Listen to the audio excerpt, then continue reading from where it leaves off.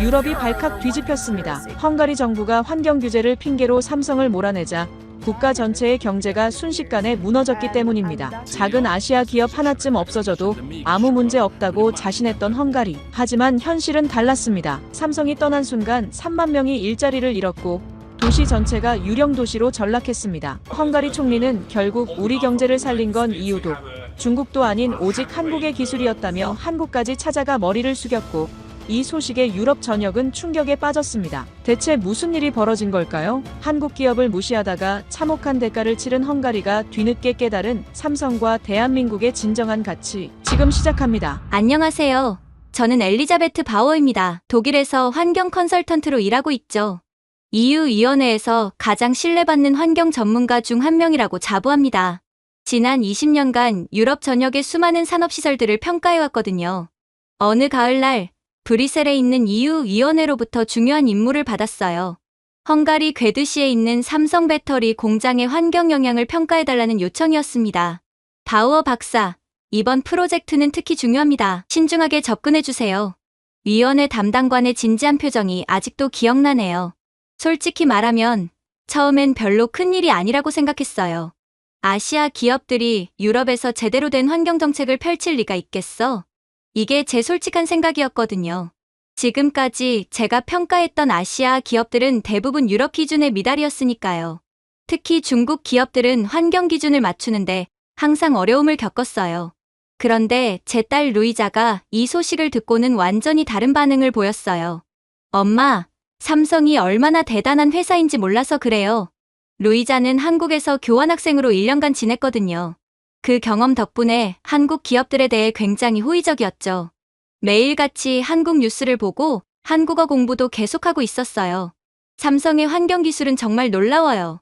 엄마가 직접 보시면 깜짝 놀랄 거예요. 특히 배터리 재활용 기술은 독일보다도 앞서 있다고요. 딸의 열정적인 말에 저는 그냥 웃어넘겼습니다. 루이자야, 내가 한국을 좋아하는 건 알겠지만 현실적으로 생각해봐. 사실 저는 아시아 기업들에 대한 선입견이 있었어요. 몇 년 전 중국 화학 공장을 조사했을 때의 경험 때문이었죠. 그때 정말 끔찍한 환경오염을 목격했거든요. 폐수가 그대로 강으로 흘러들어가고 대기오염 수치도 기준치를 훨씬 넘었어요.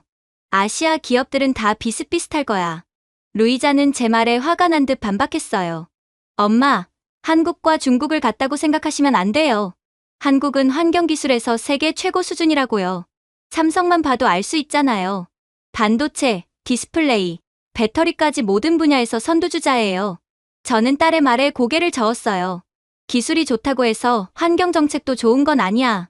특히 동아시아 국가들은 경제 성장을 우선시하는 경향이 있거든. 제 편견이 얼마나 깊었는지 지금 생각해보면 부끄럽네요. 임무를 받고 며칠 후 관련 자료들을 검토하기 시작했어요. 삼성이 헝가리에 투자한 규모가 생각보다 컸습니다. 12억 유로라는 엄청난 금액이었죠. 현지 고용 인원도 3,000명이 넘었고요. 투자 규모는 크네. 하지만 규모가 크다고 해서 환경을 제대로 보호한다는 보장은 없지. 제가 가장 우려했던 건 배터리 제조 과정에서 나오는 화학 폐기물이었어요. 리튬이온 배터리를 만들 때는 수많은 화학 물질이 사용되거든요. 니켈, 코발트, 망간, 그리고 각종 용매들까지. 이런 물질들이 제대로 처리되지 않으면 토양과 지하수를 오염시킬 수 있어요. 브뤼셀에서 받은 초기 보고서들을 자세히 살펴봤습니다. 표면적으로는 모든 수치가 기준치 내에 있다고 나와 있었어요. 하지만 저는 의심스러웠습니다. 이 수치들이 정말 정확한 걸까? 아시아 기업들이 데이터를 조작하는 경우를 많이 봤거든요. 사무실에서 자료를 정리하고 있는데 루이자가 들어왔어요. 엄마, 정말로 편견 없이 조사할 거죠? 딸의 걱정스러운 표정을 보니 마음이 좀 아팠어요. 물론이야, 나는 항상 객관적으로 일해왔어. 하지만 속으로는 이미 결론이 어느 정도 정해져 있었죠. 엄마는 항상 유럽이 최고라고 생각하시잖아요. 하지만 이제는 다른 나라들도 많이 발전했어요. 특히 한국의 환경기술은 정말 대단해요. 루이자는 계속해서 한국을 옹호했어요. 저는 딸에게 제가 겪었던 경험들을 들려줬어요. 내가 모르는 게 있어. 몇 년 전에 중국 공장들을 조사했을 때 말이야. 겉으로는 깨끗해 보였지만 실제로는 엉망이었어. 아시아 기업들은 겉모습만 포장하는데 능숙하거든. 루이자는 제 말에 더욱 화가 났어요. 엄마, 그건 중국이고 이건 한국이라고요. 한국은 투명성과 책임감에서 독일과 비교해도 뒤지지 않아요. 삼성은 전 세계에서 인정받는 기업이라고요. 헝가리로 출발하기 전날 밤, 딸과 마지막 대화를 나눴습니다. 엄마, 제발 선입견을 갖지 마세요. 한국 사람들이 얼마나 성실하고 책임감 있는지 직접 확인해보세요. 그리고 괴드시 사람들이 삼성을 얼마나 좋아하는지도요. 루이자는 한국에서 찍은 사진들을 보여줬어요. 깨끗한 거리, 첨단 기술들, 그리고 친절한 사람들의 모습이었죠. 보세요. 이게 한국이에요. 엄마가 생각하는 것과는 완전히 달라요. 사진 속 모습들은 확실히 인상적이었어요. 그리고 엄마, 삼성이 괴드시에서 어떤 일들을 하고 있는지 아세요? 단순히 공장만 운영하는 게 아니라 지역사회에 엄청난 기여를 하고 있어요. 병원도 지어주고 장학금도 주고 환경보호 프로젝트도 진행해요. 딸의 말을 들으면서도 저는 여전히 의심스러웠어요. 그런 건 다 기업 이미지를 위한 거 아닐까? 하지만 루이자의 진심 어린 표정을 보니 마음이 흔들렸습니다. 알겠어. 최대한 공정하게 조사해볼게. 다음 날 아침, 괴드시에 도착한 저는 먼저 헝가리 환경부 지역 사무소를 방문했습니다. 조르트 벌러 차관과의 면담이 예정되어 있었거든요. 사무소 건물은 생각보다 낡아 보였어요. 페인트가 벗겨진 벽면과 삐걱거리는 엘리베이터가 첫인상을 좋지 않게 만들었죠. 바우어 박사님, 오신 걸 환영합니다. 조르트 벌러 차관이 저를 맞이했어요. 키가 크고 마른 체형에 날카로운 눈빛을 가진 남성이었습니다. 악수를 나누면서 뭔가 불편한 기운이 느껴졌어요. 사무실로 들어가자마자 벌러 차관은 기다렸다는 듯이 입을 열었습니다. 박사님, 솔직히 말씀드리면 저희도 삼성 때문에 골치가 아파요. 아시아 기업들이 유럽 기준을 제대로 따를 리가 있겠어요? 저는 깜짝 놀랐어요. 정부 관료가 이렇게 노골적으로 말하다니. 어떤 문제들이 있었나요? 제가 조심스럽게 물어봤습니다. 벌러 차관은 비웃듯 웃으며 말했어요. 아, 겉으로는 다 좋아 보이죠. 하지만 실제로는 어떨지 모르잖아요. 한국 기업들이 얼마나 교묘한지 박사님도 잘 아시잖아요. 저는 당황했어요. 아무리 제가 선입견을 갖고 있었다고 해도 이렇게 노골적인 편견을 정부 관료가 드러내다니. 차관님, 구체적인 위반 사례가 있으신가요? 아니면 현지 주민들의 불만 사항이라도요? 벌러 차관은 잠시 머뭇거리더니 답했어요. 구체적인 건 아니지만 의심스러운 부분들이 많아요. 예를 들어 폐수 처리 과정이라든지 대기 배출량 측정 방식이라든지. 하지만 구체적인 증거는 제시하지 못했습니다. 그런데 차관님, 삼성이 이 지역에 미치는 경제적 영향은 어떻게 평가하세요? 제가 다른 각도로 질문해봤어요. 벌러 차관의 표정이 순간 어두워졌습니다. 그건 뭐 나쁘지 않죠. 하지만 환경이 더 중요하잖아요. 그때 사무실 문이 열리며 한 직원이 들어왔어요. 차관님, 삼성 측에서 바우어 박사님을 모시러 왔다고 합니다. 벌러 차관은 못마땅한 표정을 지었어요. 벌써 왔네요. 박사님, 조심하세요. 아시아 기업들의 로비는 정말 교묘하거든요. 저는 기분이 좀 이상했어요. 물론 저도 삼성에 대해 의심을 갖고 있었지만 벌러 차관의 태도는 지나쳤습니다. 마치 이미 결론을 내린 것 같았거든요. 알겠습니다. 그럼 먼저 가보겠어요. 사무소를 나서자 깔끔한 정장을 입은 아시아계 남성이 저를 기다리고 있었어요. 안녕하세요, 바우어 박사님. 삼성 헝가리 법인 부사장 강민우입니다. 유창한 영어와 함께 정중한 인사를 건넸습니다. 첫인상이 벌러 차관과는 확실히 달랐어요. 만나서 반갑습니다. 오늘 공장 견학을 하게 된다고 들었는데요. 네, 그렇습니다. 저희 시설을 자세히 보여드리고 싶어서요. 강민우 부사장의 태도는 정말 협조적이었어요. 뭔가 숨길 게 있다면 이렇게 적극적일까 싶었죠. 차를 타고 공장으로 이동하는 동안 강민우 부사장이 말했어요. 박사님, 혹시 벌러 차관과 면담은 어떠셨나요? 환경에 대한 우려를 표명하시더군요. 저는 조심스럽게 답했어요. 강민우 부사장의 표정이 살짝 어두워졌습니다. 사실 저희도 벌러 차관의 태도 때문에 어려움을 겪고 있어요. 처음부터 저희에게 적대적이셨거든요. 아무리 환경 기준을 철저히 지켜도 문제를 제기하세요. 구체적으로 어떤 문제들인가요? 제가 궁금해서 물어봤어요. 예를 들어 저희가 제출한 환경영향 평가서를 계속 반려하시는 거예요. 이유도 명확하지 않고 추가 자료를 요구하시죠. 공장이 보이기 시작했어요. 생각보다 훨씬 깔끔하고 현대적인 모습이었습니다. 주변 조경도 잘 되어 있고 굴뚝에서 나오는 연기도 거의 보이지 않았어요. 와, 정말 깨끗하네요. 저희가 환경 친화적 생산에 많은 투자를 했거든요. 강민우 부사장이 자랑스럽게 말했어요. 한국 본사의 환경 기준을 그대로 적용했습니다. 어떤 면에서는 유럽 기준보다도 더 엄격해요. 공장 입구에서 안전교육을 받고 보호장비를 착용했어요. 강민우 부사장이 직접 저를 안내해주겠다고 했습니다. 먼저 폐수 처리 시설부터 보여드릴게요. 여기가 저희가 가장 자신 있는 부분이거든요. 폐수 처리 시설은 정말 인상적이었어요. 최신 기술로 만들어진 대형 시설들이 가동되고 있었습니다. 이 시설로 9.8%의 오염물질을 제거할 수 있어요. 처리된 물은 식수 기준에 근접한 수준입니다. 저는 놀랐어요. 독일의 많은 공장들보다도 더 첨단 시설이었거든요. 정말 대단하네요. 이런 시설을 설치하는데 비용이 많이 들었을 텐데요. 환경은 비용으로 계산할 수 없죠. 저희의 철학입니다. 다음으로 배터리 생산 라인을 둘러봤어요. 로봇들이 정밀하게 작업하고 있었고 작업자들은 모두 보호 장비를 완벽하게 착용하고 있었습니다. 공기질 모니터링 시스템도 곳곳에 설치되어 있었죠. 실시간으로 모든 데이터를 측정하고 있어요. 벌러 차관께서 데이터 조작 가능성을 우려하시던데요. 저는 직설적으로 물어봤어요. 강민우 부사장은 당황하지 않고 답했습니다. 모든 데이터는 독립적인 제3기관에서도 검증받고 있어요. 그때 한 직원이 다가와서 뭔가 보고를 했어요. 강민우 부사장의 표정이 잠시 굳어졌습니다. 무슨 일인가요? 아, 별일 아니에요. 정기 점검 일정에 대한 얘기였어요. 하지만 저는 뭔가 이상하다고 느꼈어요. 직원의 표정이 심각해 보였거든요. 혹시 문제가 있는 건 아닌가요? 정말 괜찮습니다. 저희는 모든 것을 투명하게 공개하고 있어요. 견학을 마치고 사무실로 돌아왔을 때 강민우 부사장이 말했어요. 박사님, 솔직히 저희는 벌러 차관의 태도 때문에 정말 힘들어요. 아무리 노력해도 인정받지 못하는 기분이에요. 저희가 정말 잘못하고 있는 건가요? 저는 복잡한 심정이었어요. 시설은 분명 인상적이었거든요. 하지만 벌러 차관의 의심도 완전히 무시할 수는 없었죠.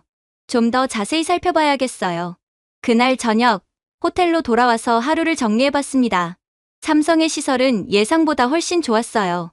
하지만 벌러 차관의 의심스러운 태도도 신경 쓰였습니다.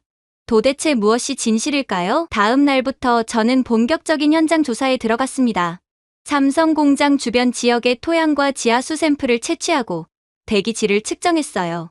모든 수치가 기준치 내에 있었지만 저는 여전히 의심스러웠습니다. 너무 완벽해. 뭔가 숨기고 있는 게 아닐까? 그때 벌러 차관으로부터 전화가 왔어요. 박사님, 어떠세요? 뭔가 발견하신 게 있나요? 아직은 특별한 문제를 찾지 못했는데요. 그럴 리가 없어요. 더 자세히 살펴보세요. 벌러 차관의 목소리에는 왠지 조급함이 묻어났어요. 차관님, 혹시 제가 놓치고 있는 부분이 있나요? 야간 조업 시간에 한번 가보세요. 밤에는 감시가 소홀해질 수 있거든요. 그날 밤, 저는 몰래 공장 근처를 둘러봤어요. 하지만 특별한 이상 징후는 발견되지 않았습니다. 오히려 야간에도 환경 모니터링 시스템이 정상 작동하고 있었어요. 정말 문제가 없는 건가? 며칠 후, 조사 결과를 정리하면서 저는 고민에 빠졌어요. 객관적 데이터로는 삼성이 환경 기준을 잘 지키고 있었거든요. 하지만 벌러 차관의 계속된 압력과 제 자신의 선입견이 판단을 흐렸습니다. 아시아 기업이 이렇게 완벽할 리가 없어. 그때 벌러 차관이 다시 저를 찾아왔어요. 이번에는 한 환경단체 관계자를 데려왔습니다. 박사님, 이분이 그린 유럽 연대 요한 슈미트 씨예요. 삼성 문제에 대해 중요한 정보를 갖고 계셔요. 요한 슈미트는 30대 후반의 날렵한 인상을 가진 남성이었어요. 박사님, 저희가 수개월간 삼성을 조사한 결과를 말씀드리고 싶어요. 겉으로는 깨끗해 보이지만 실제로는 많은 문제가 있어요. 구체적인 증거는 제시하지 못했지만 의혹을 제기했습니다. 배터리 생산 과정에서 나오는 독성 물질들이 제대로 처리되지 않고 있어요. 현지 주민들 중에 건강 이상을 호소하는 사람들이 늘고 있다고 해요. 하지만 이것도 구체적인 의학적 증거는 없었어요. 저는 점점 혼란스러워졌습니다. 한편으로는 삼성의 투명한 태도와 첨단 시설이 인상적이었어요. 다른 한편으로는 벌러 차관과 환경단체의 지속적인 의혹 제기가 있었죠. 뭔가 놓치고 있는 게 분명해. 결국 저는 보고서를 작성하기 시작했어요. 객관적 데이터만 본다면 삼성에게 문제없음 판정을 내려야 했습니다. 하지만 저는 잠재적 위험 요소라는 표현을 사용했어요. 장기적 환경 영향에 대한 우려가 있다고 썼죠. 보고서에서 저는 이렇게 결론 지었습니다. 현재까지의 데이터로는 명확한 위반 사항을 확인할 수 없으나 아시아 기업의 환경관리 방식에 대한 지속적 감시가 필요하다. 특히 화학 폐기물 처리 과정과 장기적 환경 영향에 대한 추가 조사를 권고한다. 이 보고서가 브뤼셀로 전달된 후 예상치 못한 일이 벌어졌어요. 벌러 차관이 제 보고서를 악용하기 시작한 거였습니다. EU 전문가도 삼성의 환경 정책에 우려를 표했다며 언론에 발표했어요. 헝가리 언론들이 이 소식을 크게 다뤘습니다. 삼성 공장, 환경위험 논란, EU 전문가, 삼성의 경고, 제 신중한 표현들이 마치 강력한 경고처럼 왜곡되어 보도됐어요. 며칠 후 강민우 부사장이 급하게 저를 찾아왔어요. 박사님, 무슨 일인가요? 갑자기 정부에서 저희를 압박하기 시작했어요. 추가 환경 조사를 받으라고 하고 생산량도 줄이라고 해요. 부사장의 표정은 정말 당황스러워 보였어요. 제가 쓴 보고서가 이렇게 해석될 줄은 몰랐어. 저도 당황했습니다. 저는 단지 지속적인 감시가 필요하다고 한 것뿐인데요. 하지만 벌러 차관은 이걸 완전히 다르게 활용하고 있어요. 상황은 걷잡을 수 없이 악화됐습니다. 헝가리 정부는 삼성에게 추가적인 환경 규제를 가하기 시작했어요. 생산량 제한, 추가 시설 투자 요구, 그리고 엄격한 감시 체제 도입. 이 모든 것이 제 보고서를 근거로 진행됐습니다. 벌러 차관은 언론과의 인터뷰에서 이렇게 말했어요. 우리는 EU의 환경 전문가 권고를 충실히 따르고 있을 뿐이다. 헝가리의 환경을 보호하는 것이 최우선이다. 외국 기업이라고 해서 예외를 둘 수는 없다. 강민우 부사장이 다시 저를 만나러 왔을 때 표정이 많이 어두워져 있었어요. 박사님, 저희는 정말 최선을 다해왔어요. 하지만 계속 이런 식으로 압박받으면 사업을 지속하기 어려워요. 본사에서도 헝가리 철수를 검토하기 시작했어요. 저는 충격을 받았어요. 제가 쓴 보고서가 이런 결과를 낳을 줄은 정말 몰랐거든요. 부사장님, 제가 의도한 게 아니에요. 저는 단지 객관적인 평가를 하려고 했을 뿐이에요.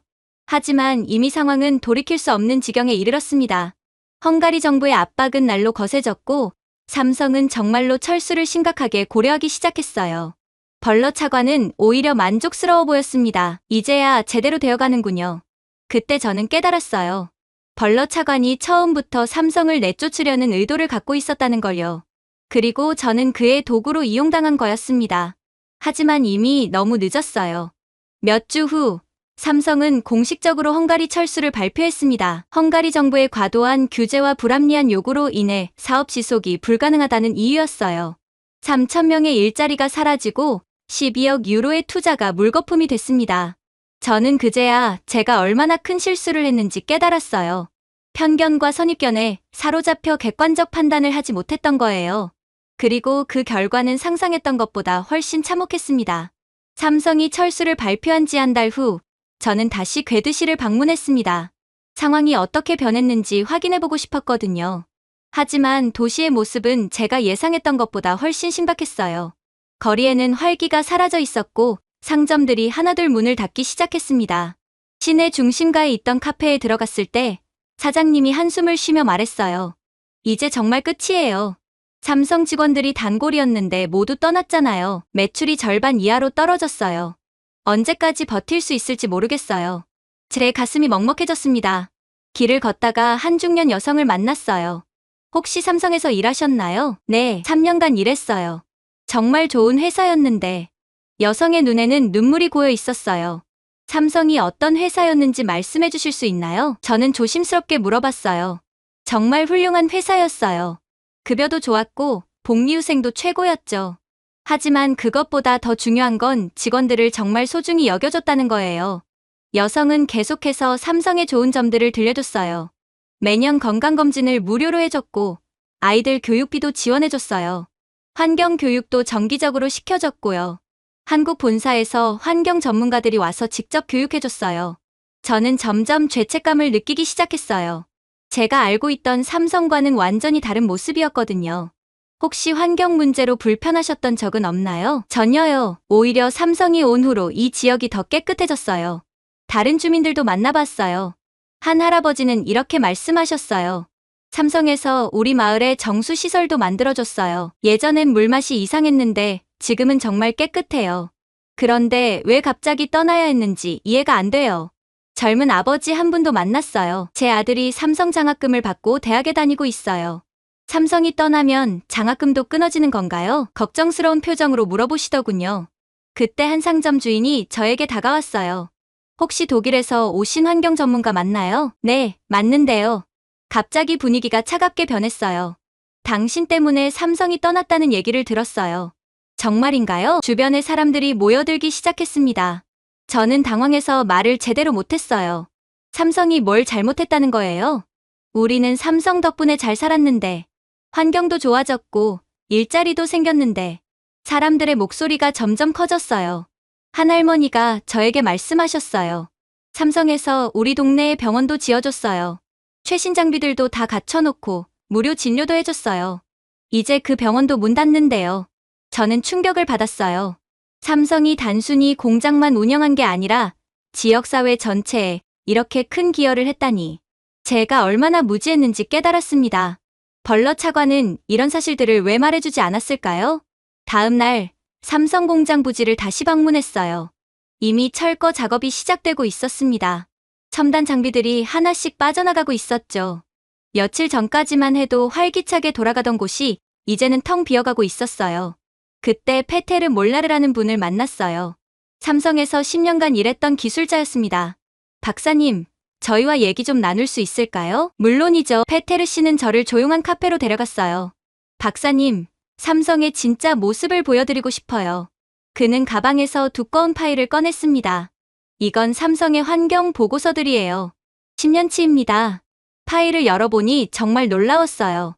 삼성의 환경 개선 노력이 상세히 기록되어 있었거든요. 매년 환경 투자액이 늘어났고 오염물질 배출량은 계속 줄어들었어요. 이런 자료들이 있었다면 왜 제게 보여주지 않았나요? 벌러 차관이 막았어요. 페테르 씨의 말에 저는 깜짝 놀랐어요. 차관이요? 네. 삼성 측에서 이런 자료들을 제출하려고 할 때마다 받아주지 않았어요. 페테르 씨는 더 충격적인 사실을 알려줬어요. 벌러 차관은 처음부터 삼성을 내쫓으려는 계획을 갖고 있었어요. 중국 배터리 회사 씨 뭔가 거래를 하고 있다는 소문도 있어요. 삼성이 떠나면 PL이 들어온다는 얘기가 돌고 있어요. 저는 머리가 멍해졌어요. 제가 완전히 이용당했다는 걸 깨달았거든요. 벌러 차관은 저희 선입견을 교묘히 이용해서 자신의 목적을 달성한 거였어요. 제가 정말 바보였네요. 페테르 씨가 다른 파일도 보여줬어요. 이건 삼성이 지역사회에 기여한 내역들이에요. 병원 건설, 장학금 지급, 환경보호 프로젝트, 문화행사 지원. 정말 엄청난 규모였어요. 그리고 이건 환경기술 관련 자료예요. 삼성의 배터리 재활용 기술은 정말 세계 최고 수준이었어요. 폐배터리에서 90% 이상의 원료를 회수할 수 있는 기술이었죠. 이런 기술을 가진 회사를 왜 내쫓았을까요? 저는 더 이상 견딜 수 없었어요. 제가 얼마나 큰 실수를 했는지 명확해졌거든요. 편견에 사로잡혀 진실을 보지 못했고 그 결과 무고한 사람들이 피해를 입었어요. 수천 명의 일자리가 사라졌고 지역 경제가 무너지고 있었습니다. 그날 밤 호텔에서 딸 루이자에게 전화를 걸었어요.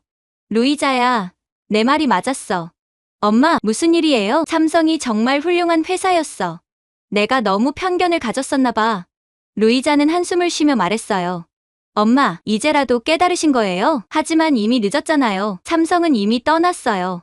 딸의 목소리에서 실망감이 느껴졌어요. 루이자야, 내가 뭔가 할 수 있는 방법이 없을까? 진실을 밝히고 싶어. 엄마 혼자서는 힘들 거예요. 너무 많은 이해관계가 얽혀 있어요. 전화를 끊고 나서 저는 밤새 고민했어요. 제가 저지른 실수를 바로잡을 방법이 있을까요? 이미 삼성은 떠났고 지역 경제는 무너지기 시작했어요. 하지만 포기할 수는 없었습니다. 다음 날 아침, 페테르 몰라르 씨로부터 급한 전화가 왔어요. 박사님, 중요한 정보를 발견했어요. 만날 수 있을까요? 목소리에 긴장감이 가득했습니다. 물론이죠. 어디서 만날까요? 페테르 씨는 시내에서 떨어진 조용한 공원을 약속 장소로 정했어요. 혹시 누군가 듣고 있을지 몰라서요. 그의 신중한 태도에서 사안의 심각성이 느껴졌습니다. 공원에 도착했을 때 페테르 씨는 이미 벤치에 앉아 주변을 살피고 있었어요. 박사님, 어젯밤에 제 동료가 중요한 문서를 발견했어요. 페테르 씨가 조심스럽게 봉투를 꺼냈습니다. 벌러 차관의 사무실에서 청소를 하던 친구가 우연히 찾은 거예요. 휴지통에 버려진 걸 주워온 거라고 해요.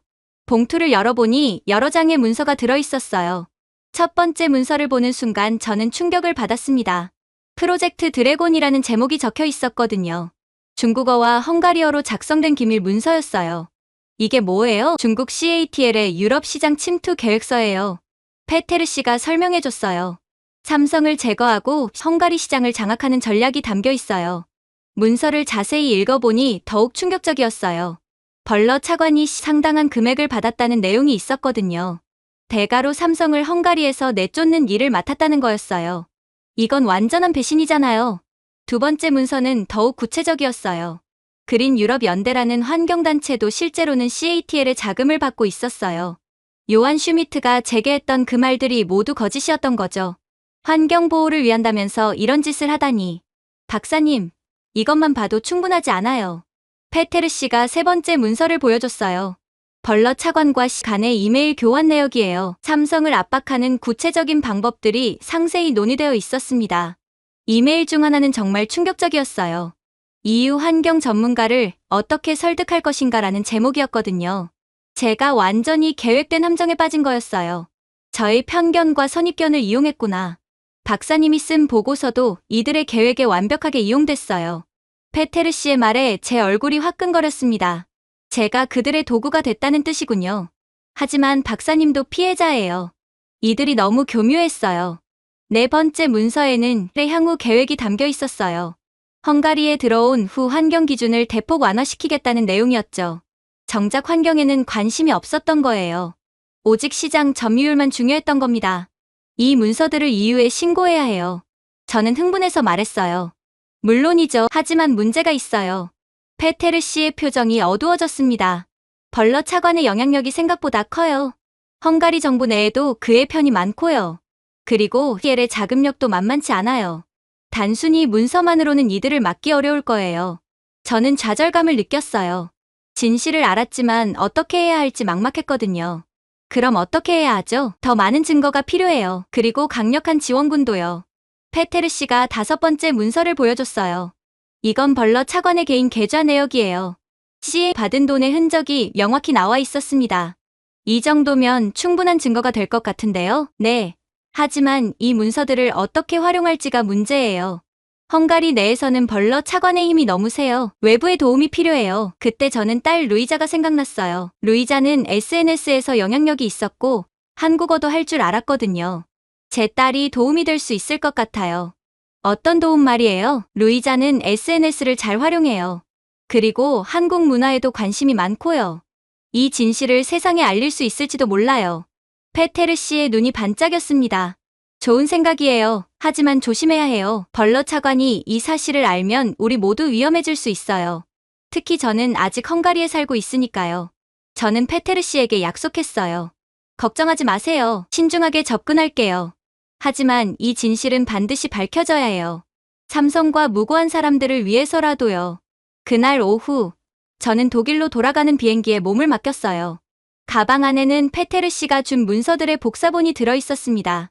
이제 이 증거들을 어떻게 활용할지 계획을 세워야 했어요. 비행기 안에서 딸에게 문자를 보냈어요. 루이자야, 중요한 일이 생겼어. 집에 오면 자세히 얘기해줄게. 엄마와 함께 정의를 위해 싸워줄 수 있겠니? 딸로부터 즉시 답장이 왔어요. 물론이죠, 엄마. 독일에 도착한 저는 곧바로 루이자에게 모든 상황을 설명했어요. 벌러 차관의 배신, 씨의 음모, 그리고 제가 발견한 증거들까지. 루이자는 문서들을 보면서 점점 화가 나는 표정을 지었어요. 정말 말도 안 돼요. 이렇게 파렴치한 일이 있을 수 있나요? 루이자야, 이 진실을 세상에 알려야 해. 하지만 어떻게 해야 할지 모르겠어. 딸은 잠시 생각하더니 결연한 표정으로 말했어요. 엄마, 저에게 맡겨주세요. 제가 할 수 있는 일이 있어요. 루이자는 즉시 행동에 나섰어요. 먼저 한국어로 된 상세한 보고서를 작성하기 시작했습니다. 한국 사람들이 먼저 알아야 해요. 삼성이 얼마나 억울한 일을 당했는지요. 그리고 영어, 독일어 버전도 준비했어요. 엄마, 이 문서들을 SNS에 올려도 괜찮을까요? 물론이야. 하지만 법적 문제는 없겠니? 페테르 아저씨가 준 자료들은 모두 공익을 위한 거니까 괜찮을 거예요. 루이자는 먼저 인스타그램에 포스트를 올렸어요. 삼성을 지켜주세요. 헝가리에서 일어난 충격적인 진실이라는 제목으로요. 벌러 차관의 배신과 중국 기업의 음모를 상세히 설명했습니다. 몇 시간 만에 수백 개의 댓글과 공유가 달렸어요. 다음은 틱톡이었어요. 루이자는 짧은 영상으로 핵심 내용을 정리했습니다. 삼성이 헝가리에서 당한 억울한 일, 환경을 핑계로 한 중국의 더러운 음모, 젊은 세대들이 폭발적으로 반응했어요. 하지만 가장 큰 파급력을 보인 건 유튜브였어요. 루이자는 20분짜리 상세한 영상을 제작했습니다. 삼성 헝가리 공장 철수에 숨겨진 진실, 중국의 더러운 음모를 폭로합니다. 영상에는 제가 가져온 모든 증거 자료들이 포함되어 있었어요. 루이자의 한국어 실력이 빛을 발했어요. 한국 네티즌들이 영상을 보고 분노했습니다. 이게 말이 되나? 삼성이 이런 일을 당했다고? 중국이 이렇게까지 더러운 수법을 쓰다니. 헝가리 정부는 뭘 하고 있었던 거야? 한국의 주요 온라인 커뮤니티들이 들끓기 시작했어요. 루이자의 영상이 실시간 검색어 1위에 올랐습니다. 삼성 헝가리, 벌러 차관, CATL 음모가 연일 화제가 됐어요. 한국 언론들도 이 소식을 주목하기 시작했어요. 며칠 후, 한국의 주요 방송사에서 루이자에게 인터뷰 요청이 왔어요. 정말 받아도 될까요? 물론이야. 이제 더 많은 사람들이 알아야 해. 루이자는 한국 방송과 화상 인터뷰를 했어요. 완벽한 한국어로 상황을 설명했습니다. 삼성은 헝가리에서 정말 모범적인 기업이었어요. 환경보호에도 앞장섰고 지역사회에도 엄청난 기여를 했어요. 하지만 중국 기업과 부패한 관료들의 음모로 쫓겨났어요. 이건 단순한 환경 문제가 아니라 경제 침략이에요. 루이자의 열정적인 발언이 한국 전체를 움직였습니다. 한국 네티즌들이 국제적인 캠페인을 시작했어요. 삼성을 지키자, 중국의 더러운 음모를 막자. 영어로 번역된 루이자의 영상이 전 세계로 퍼져나갔습니다. 유럽의 다른 국가들에서도 관심을 보이기 시작했어요. 독일 언론들도 움직였어요. 헝가리에서 벌어진 충격적인 부패 스캔들, 중국 기업의 유럽 침투 전략 폭로, 루이자가 제공한 자료들을 바탕으로 탐사 보도가 이어졌습니다. EU 의회에서도 이 문제가 거론되기 시작했어요. 여러 의원들이 헝가리 정부에 대한 조사를 요구했습니다. EU 회원국에서 이런 부패가 용납될 수 없다. 중국의 경제 침략을 막아야 한다. 벌러 차관은 당황하기 시작했어요. 언론에서 해명을 요구하자 이렇게 답했습니다. 근거 없는 음모론에 불과하다. 모든 결정은 환경보호를 위한 것이었다. 하지만 누구도 믿지 않았어요. C의 공식 입장을 발표했어요. 헝가리 정부와 어떤 부적절한 거래도 하지 않았다. 모든 사업은 정당한 절차를 통해 진행됐다. 하지만 루이자가 공개한 문서들 앞에서는 설득력이 없었어요. 한편 삼성은 신중한 입장을 보였어요. 헝가리에서의 경험은 유감스럽다. 하지만 법적 절차를 통해 해결하겠다. 오히려 품격 있는 대응으로 더욱 호감을 샀죠. 루이자의 SNS 팔로워가 폭발적으로 늘어났어요. 전 세계에서 응원 메시지가 쏟아졌습니다. 용감한 폭로에 감사해요. 진실을 밝혀줘서 고마워요. 삼성과 한국을 지지해요. 유럽의 다른 한국 기업들도 용기를 얻었어요. 우리도 비슷한 압박을 받고 있었다. 이제 진실을 말할 때가 됐다.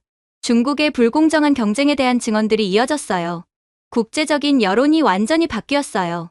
처음에는 환경 문제로 알려졌던 사건이 이제는 부패와 음모의 상징이 됐습니다.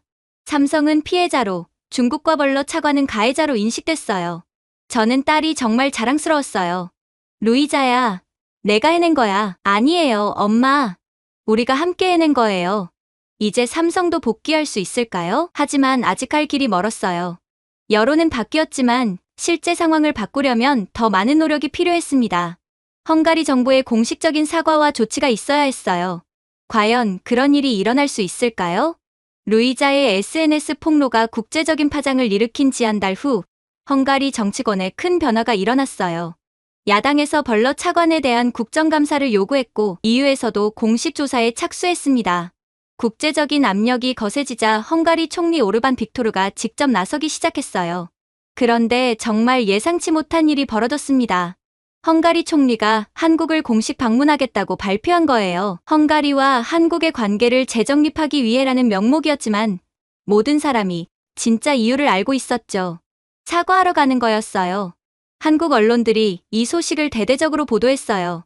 헝가리 총리, 삼성 사태 사과차 방안, EU 국가 총리, 한국 기업에 직접 사과하러 온다.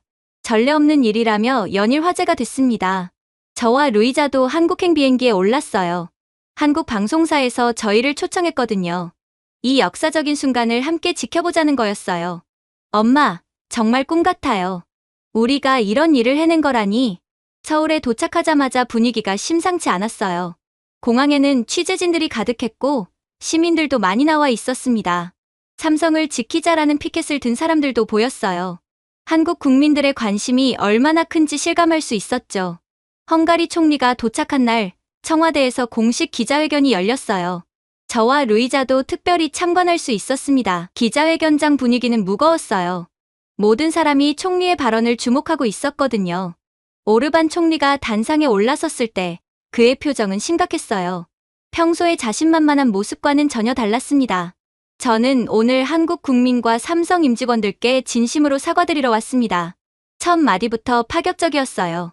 헝가리 정부의 일부 관료가 저지른 부패와 배신으로 인해 훌륭한 기업인 삼성이 억울한 피해를 당했습니다. 이는 절대 용납될 수 없는 일이며 총리로서 깊이 사과드립니다.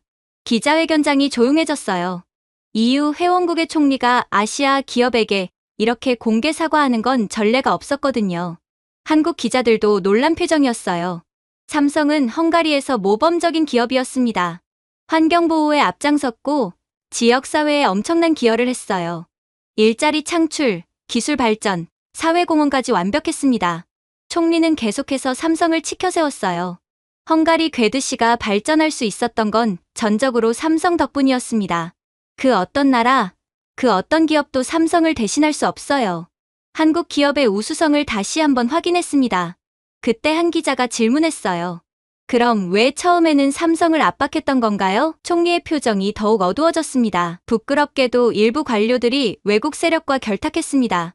중국 기업 CATL의 로비에 넘어간 거죠. 저를 포함해 정부 고위층이 상황을 제대로 파악하지 못했어요. 벌러 차관은 이미 구속됐고 관련자들에 대한 수사가 진행 중입니다. 헝가리 정부는 이런 일이 다시는 일어나지 않도록 하겠습니다. 강력한 의지를 보여줬어요. 또 다른 기자가 물었어요. 삼성의 복귀 가능성은 어떻게 보시나요? 총리는 잠시 생각하더니 간절한 표정으로 답했어요. 저는 삼성이 헝가리로 돌아와 주기를 간절히 바랍니다. 하지만 그건 삼성이 결정할 일이에요. 우리가 할 수 있는 건 최선의 조건을 제공하는 것뿐입니다. 모든 규제를 재검토하고 기업 친화적 환경을 만들겠어요. 그리고 중국의 부당한 경쟁으로부터 보호하겠습니다.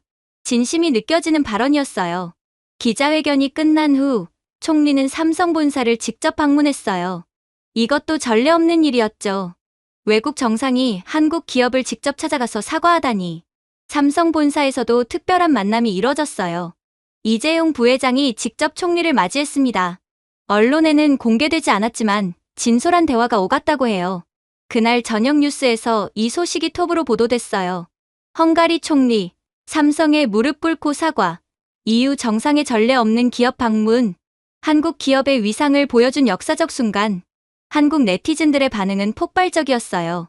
이제야 한국 기업의 진가를 알아주네. 삼성이 얼마나 대단한 회사인지 전 세계가 인정했다.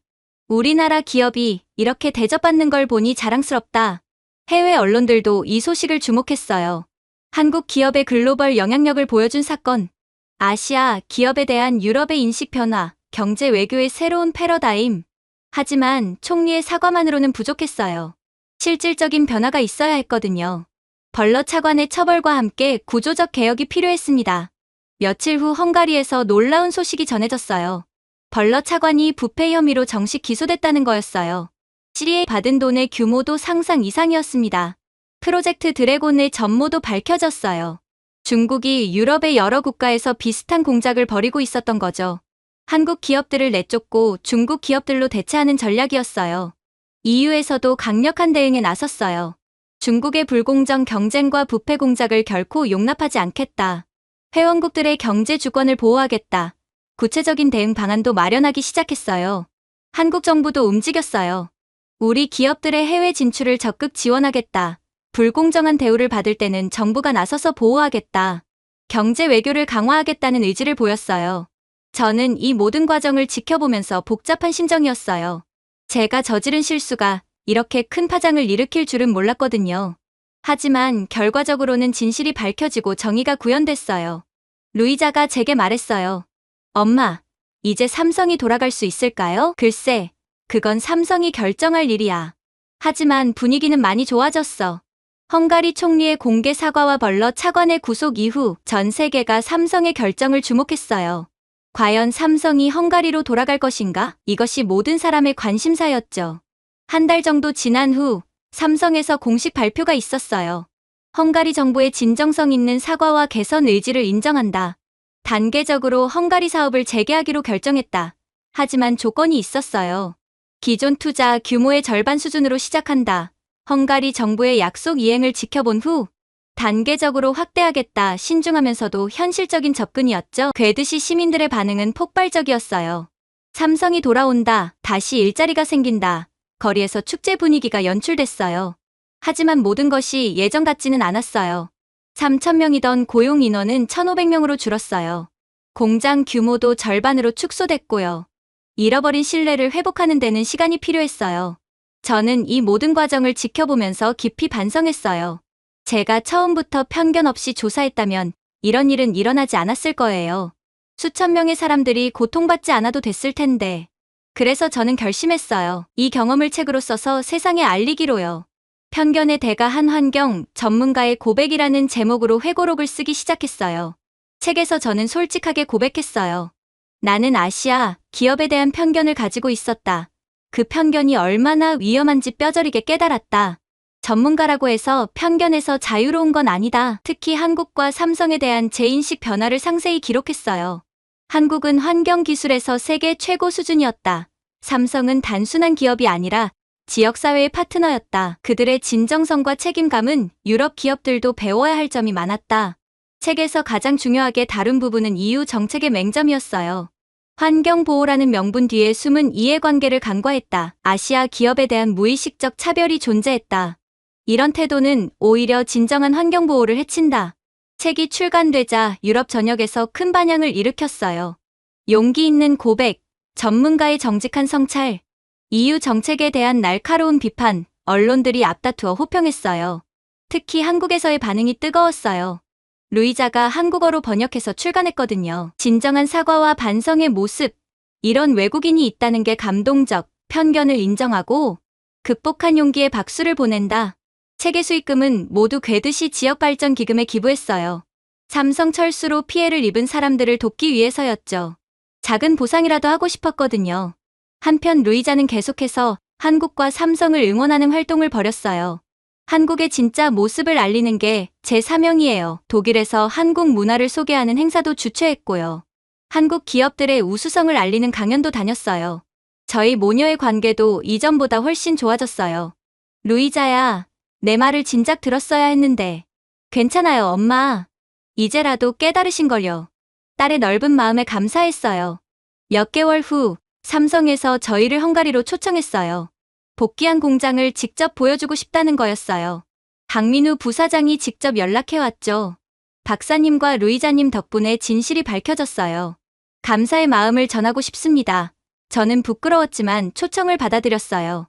괴드시에 다시 간 날, 공장은 활기를 되찾고 있었어요. 예전만큼은 아니지만 사람들이 다시 일하고 있었고요. 희망의 불빛이 조금씩 살아나고 있었어요. 박민우 부사장이 저희를 안내했어요. 박사님, 이번에는 정말 편견 없이 봐주세요. 농담 반 진담 반으로 말하는 그의 모습에서 여유가 느껴졌어요. 새로 설치된 시설들은 더욱 첨단이었어요. 환경 기술도 한층 업그레이드 됐고요. 이번 기회에 아예 최고 수준으로 만들었어요. 삼성의 자부심이 느껴졌어요. 현지 직원들도 만났어요. 페테르 몰라르 씨도 다시 삼성에서 일하게 됐대요. 박사님, 정말 고마워요. 진실을 밝혀줘서요. 오히려 저에게 고마워하는 그의 모습에 마음이 아팠어요. 저는 직원들 앞에서 공개적으로 사과했어요. 제가 편견을 가져서 여러분이 고생하셨어요.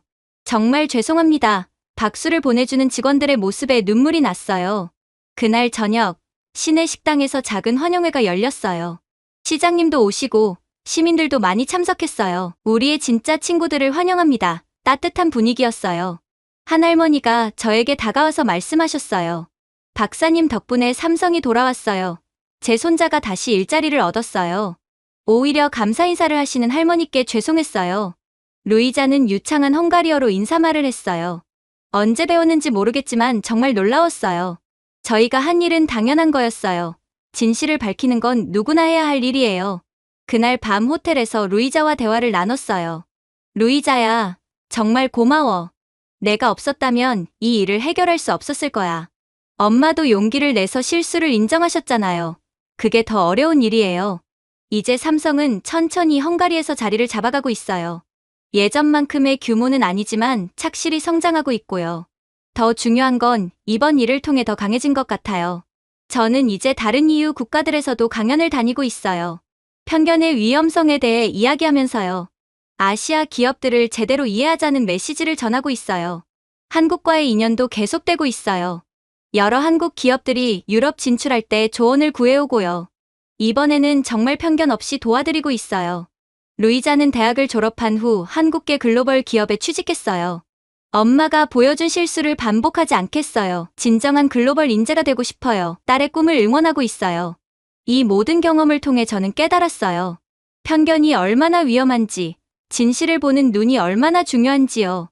그리고 실수를 인정하고 바로잡는 용기가 얼마나 소중한지도요.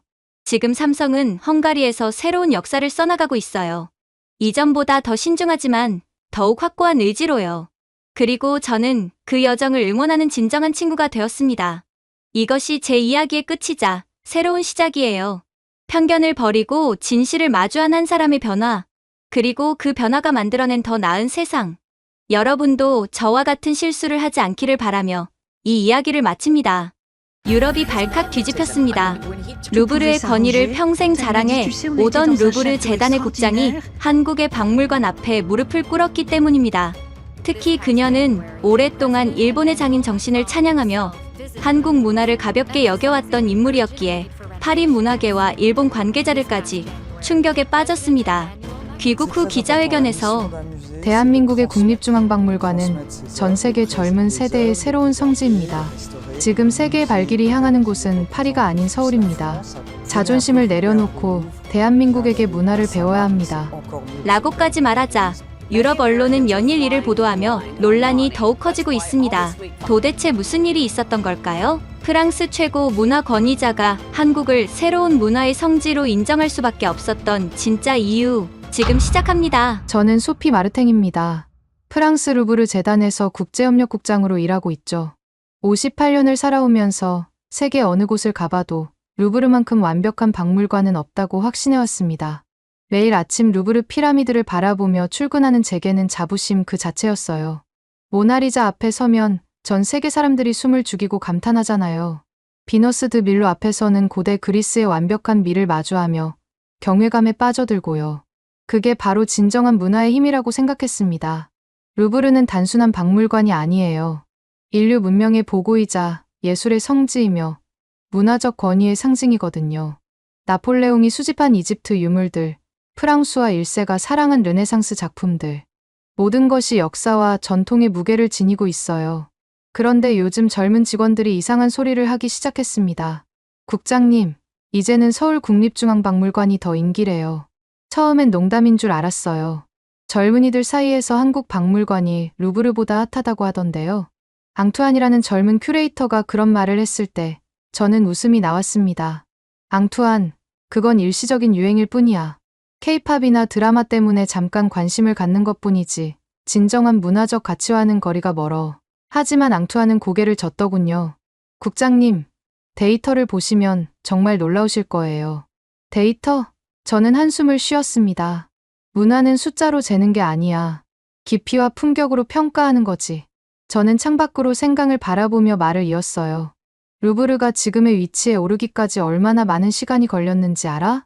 800년이 넘는 역사 동안 쌓아온 권위야. 하지만 국장님, 시대가 변했잖아요. 앙투안이 조심스럽게 말했지만 저는 단호했습니다. 시대가 변해도 진짜는 진짜야. 진주 목걸이가 플라스틱 목걸이보다 가치 있는 건 변하지 않는 진리 아닌가? 그런데 국장님, 한국 박물관에서 정말 신기한 일이 벌어지고 있어요. 뭔데? 오픈런이라는 게 있대요.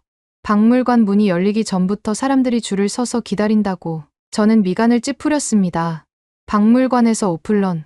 그게 뭔 소리야? 평일 오전 10시도 안 된 시간에 입구 앞이 인파로 가득 찬대요. 마치 명품 매장 세일 때처럼요. 그것 봐, 그게 바로 문제야. 저는 단호하게 말했어요.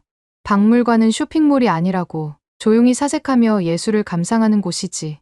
굿즈도 엄청 인기래요. 호랑이 키링이나 까치 피규어 같은 걸 사려고 몇 시간씩 기다린다고. 굿즈, 저는 코웃음을 쳤어요. 문화재를 상품화해서 파는 게 그렇게 자랑스러운 일인가. 루브르에서도 기념품을 팔지만 그건 부차적인 것일 뿐이야. 앙투안이 더 놀라운 이야기를 했어요. 지난달 한 달 동안 한국 박물관 굿즈샵 매출이 49억 원이래요. 49억 원. 저는 깜짝 놀랐습니다. 한 달에 그 정도가 팔린다고? 네. 작년 같은 달 17억 원에 비하면 거의 3배 늘었어요. 그것도 한 달 만에요. 저는 여전히 믿기지 않았어요. 그런데 왜 갑자기 그렇게 된 거지? 넷플릭스 드라마 때문이래요. K-팝 데몬 헌터스라는 작품이요. 드라마 때문에 박물관에 간다고? 저는 어이가 없었어요. 네, 그 드라마가 글로벌 흥행 2위를 기록했대요. 누적 시청수가 1억 8천만 회가 넘는다고 하더라고요. 저는 고개를 저었어요. 그것 봐, 결국 오락거리에 휘둘리는 거 아닌가. 진정한 문화 애호가라면 작품 자체의 가치를 봐야지. 하지만 앙투안의 표정은 여전히 진지했습니다. 그런데 국장님, 그 사람들이 단순히 구경만 하는 게 아니래요. 그럼 뭘 하는데? 해외에서 선물용으로 사러 오는 사람들이 많다고 해요. 미국에 사는 딸을 둔 어머니가 딸 친구들이 한국 전통 문화에 관심이 많아져서 굿즈를 사러 왔다는 이야기도 있고요. 일본에서도 한국 박물관 굿즈가 인기래요. 일본에서 한국어를 가르치는 선생님이 제품 퀄리티가 좋다면서 선물용으로 여러 개씩 사간다고 하더라고요. 저는 점점 당황스러워졌어요. 정말 그런 일이 벌어지고 있는 거야? 문화 콘텐츠의 힘을 과소평가하시면 안 돼요. 국장님. 앙투안이 말했지만 저는 여전히 납득할 수 없었습니다. 사실 저에게는 동아시아 문화에 대한 나름의 기준이 있었어요. 젊은 시절 일본에서 공부했던 경험이 있거든요. 교토의 고즈넉한 절들, 다도의 정신적 깊이, 장인들의 섬세한 손길. 그런 것들이 진정한 동양 문화라고 생각했죠. 반면 한국은 어떤가요? 빠르고 자극적이고 시끄럽기만 할 뿐 깊이가 없다고 여겼습니다. 한류라는 것도 결국 상업적 마케팅의 산물 아닌가? 제 사무실 책상 위에는 일본에서 가져온 다도용 찻잔이 놓여 있어요. 15세기에 만들어진 라쿠야키 도자기였죠. 매일 아침 그 찻잔으로 차를 마시며 진정한 문화란 무엇인지 되새기곤 했습니다.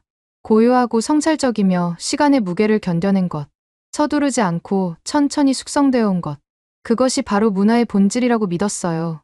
루브르가 500년 넘게 지켜온 그 무게 말입니다. 진정한 문화는 그런 식으로 소비되는 게 아니라고 생각했어요. 루브르 앞에 서서 레오나르도 다 빈치의 천재성에 감탄하고 미켈란젤로의 조각 앞에서 경외감을 느끼는 것. 베르사유 궁전의 거울의 방에서 프랑스 왕조의 영광을 되새기는 것. 그것이야말로 진정한 문화 체험이 아닐까요? 앙투안, 자네도 언젠가는 알게 될 거야. 진짜와 가짜를 구별하는 법을. 저는 확신에 찬 목소리로 말했습니다. 하지만 이 모든 확신이 곧 흔들리게 될 줄은 그때 몰랐습니다. 제가 동아시아 문화에 대해 이런 생각을 갖게 된 데는 분명한 이유가 있었습니다. 1987년, 저는 25살이었어요. 파리 소르본 대학에서 미술사를 전공하던 저에게 교환학생 기회가 주어졌죠. 당시만 해도 일본은 서구인들에게 신비로운 동양의 나라였습니다. 소피, 일본에서 진짜 동양 문화를 배워오라고 지도 교수님의 말씀에 따라 교토대학으로 떠났어요. 첫 발을 디딘 간사이 공항에서부터 느낌이 달랐습니다. 모든 것이 질서정연하고 조용했어요. 사람들은 예의 바르게 인사했고 목소리도 낮게 대화했죠. 전철에서는 아무도 전화 통화를 하지 않았습니다. 와, 이게 바로 동양의 풍경. 교토에 도착해서는 더욱 놀랐어요. 천년 고도라는 말이 실감났습니다. 기요미즈데라 절에 올라가 교토 시내를 내려다보던 그 순간을 지금도 기억해요. 전통 기와지붕들이 끝없이 펼쳐져 있고 그 사이로 현대적인 건물들이 조화롭게 자리하고 있었죠. 과거와 현재가 이렇게 아름답게 공존할 수 있구나. 무엇보다 저를 매혹시킨 건 일본의 장인정신이었어요. 다도 수업을 들으면서 정말 많은 것을 배웠습니다. 센세이는 이른이 넘은 할머니셨는데 찻잔 하나를 들 때도 마치 보물을 다루듯 조심스러웠어요. 마음을 비우고 지금 이 순간에 집중하세요. 차를 마시는 것이 아니라 차와 하나가 되는 겁니다. 그런 말씀을 들으며 저는 깊은 감동을 받았어요. 서구 문화와는 완전히 다른 철학이 있었거든요. 빠르고 효율적인 것을 추구하는 서양과 달리 일본은 느림의 미학을 추구했습니다. 도자기 공방에서 만난 장인 아저씨도 마찬가지였어요. 하나의 찻잔을 만드는데 몇 주가 걸린다고 하시더라고요. 왜 이렇게 오래 걸리나요? 라고 물었더니 이런 답이 돌아왔어요. 서두르면 혼이 들어가지 않습니다. 시간이 걸려야 진짜가 나와요. 그때 저는 깨달았습니다. 진정한 문화란 시간의 무게를 견뎌낸 것이라는 걸요. 하루아침에 만들어지는 것이 아니라 수백 년, 수천 년에 걸쳐 다듬어지는 것이라는 걸요. 교토에서 보낸 2년은 제 인생을 바꿔놓았어요. 매일 아침 절에서 울리는 종소리에 잠에서 깨고 대나무 숲을 거닐며 하루를 시작했죠. 계절마다 달라지는 일본 정원의 아름다움을 만끽했고요. 봄에는 벚꽃, 여름에는 연꽃, 가을에는 단풍, 겨울에는 설경. 자연과 인간이 완벽하게 조화를 이루는 모습이었습니다. 이것이야말로 진정한 동양 문화구나. 그런 생각이 제 마음속 깊이 새겨졌어요. 일본에서 돌아온 뒤 저는 동아시아 문화 전문가가 되었습니다. 루브르에서도 동양관 큐레이터로 일하며 많은 전시를 기획했죠. 일본 도자기 전시, 우키요의 파나 전시, 일본 현대미술 전시까지 모든 것이 성공적이었어요. 관람객들은 일본 문화의 섬세함과 깊이에 감탄했습니다. 그런데 문제는 여기서 시작되었어요. 저에게 동아시아 문화는 곧 일본 문화가 되어버린 거죠. 중국이나 한국에 대해서는 깊이 생각해볼 기회가 없었습니다. 물론 중국 문화는 인정했어요. 5,000년 역사를 자랑하는 찬란한 문명이니까요. 자금성의 웅장함, 만리장성의 위대함, 실크로드의 낭만. 하지만 한국은 어땠을까요? 솔직히 말하면 별로 관심이 없었습니다. 일본과 중국 사이에 끼인 작은 나라 정도로만 생각했어요. 90년대 후반부터 한국 문화가 조금씩 알려지기 시작했죠. 한국 영화가 칸 영화제에서 상을 받고 한국 드라마가 아시아에서 인기를 끌고 하지만 저는 여전히 회의적이었습니다. 일시적인 유행 아닐까? 일본 문화를 따라한 것 아닐까? 특히 2000년대 들어 K-팝이 유럽에 상륙했을 때는 더욱 그랬어요. 화려한 무대, 격렬한 안무, 시끄러운 음악. 제가 일본에서 배운 고요하고 절제된 미학과는 정반대였거든요. 저런 게 어떻게 문화야? 그냥 상업적인 오락일 뿐이지. 그런 편견이 제 마음속에 깊이 뿌리내리고 있었어요. 2010년대 들어서는 더욱 심해졌습니다. 한국 드라마나 음악이 전 세계적으로 인기를 끌기 시작했거든요. 프랑스 젊은이들도 K-팝을 듣고 한국 드라마를 보기 시작했어요. 하지만 저는 이해할 수 없었습니다. 왜 저런 자극적인 것들을 좋아하는 거지? 진정한 아름다움을 모르는 건 아닐까? 제 손녀도 그런 시기였어요. 고등학교에 다니는 클레어가 어느 날 집에 와서 한국 음악을 틀어놓고 춤추는 걸 봤죠. 할머니, 이거 진짜 멋있지 않아요? 클레어, 그런 시끄러운 음악 말고 클래식을 들어보렴. 할머니는 정말 구식이에요. 그때도 저는 고집을 피웠어요. 진짜 예술은 시간이 지나도 변하지 않는 거야. 베토벤이나 모차르트를 봐. 제 사무실 책상 위에 놓인 일본 찻잔을 볼 때마다 그런 생각이 들었어요. 이런 고즈넉한 아름다움이야말로 진짜 문화 아닌가? 하지만 최근 들어 앙투안 같은 젊은 직원들이 자꾸 한국 이야기를 꺼냈어요. 국장님, 한국 문화가 정말 대단한 것 같아요. 뭐가 대단하다는 거야? 전통과 현대를 이렇게 잘 조화시키는 나라가 또 있을까요? 저는 여전히 이해할 수 없었어요. 조화라니, 그냥 뒤섞어 놓은 거 아닌가? 아니에요. 국장님, 정말 절묘하게 융합시켰다고요. 그런 편견이 얼마나 뿌리 깊었는지 저 자신도 몰랐습니다. 한국에 대해 제대로 알려고 노력한 적도 없었고요. 그저 겉으로 드러나는 화려함만 보고 판단했었던 거죠. 빠르고 자극적일 뿐, 깊이가 없어. 상업적 마케팅의 산물일 뿐이야. 이런 생각들이 제 머릿속을 지배하고 있었습니다. 얼마 뒤 제 인생을 바꿀 전화가 걸려왔습니다. 유네스코 문화이사회에서였어요. 마르텐 국장님, 급한 업무가 생겼습니다. 무슨 일인가요? 한국문화재청에서 공식 요청이 들어왔어요. 국립중앙박물관에 대한 현장 실사를 해달라고요. 저는 당황했습니다.